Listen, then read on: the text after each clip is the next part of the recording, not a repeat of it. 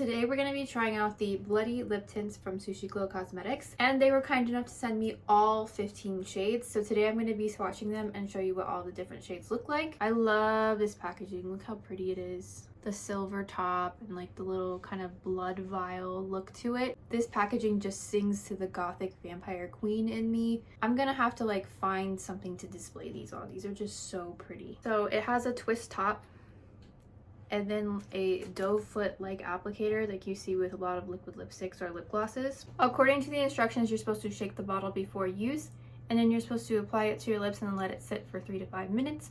And then afterwards, you don't have to dab any off or remove anything. So this is the Lovesick shade. I really like it. It's very Gothic vampire-like, which I love. When you're applying it, it looks like you're applying like fake blood to your lips. And when applying it, it smelled like roses, which I kind of like. It kind of gives it that romantic Gothic kind of feel, even in the smell. Here we have Lovesick, which is a dark red burgundy shade.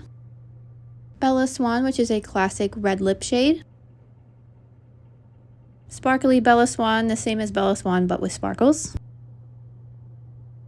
Twilight Princess is a deep kind of plum burgundy shade. Hypoxia, a beautiful dark blue. Solstice is a dark brown shade. Killer Bunny, which is a bright pink. Rip Guts is a dark red, a little bit darker than Bella Swan. Hobgoblin is a dark forest green. Ghoul is the black lip tint. Bleeding Crystal is a bright kind of orange red. Sparkly Void is the same as Ghoul, but it has sparkles. Lilith is a berry burgundy kind of shade. Aurora is a dark purple. And finally, Sparkly Killer Bunny, which is the same as Killer Bunny, but with sparkles.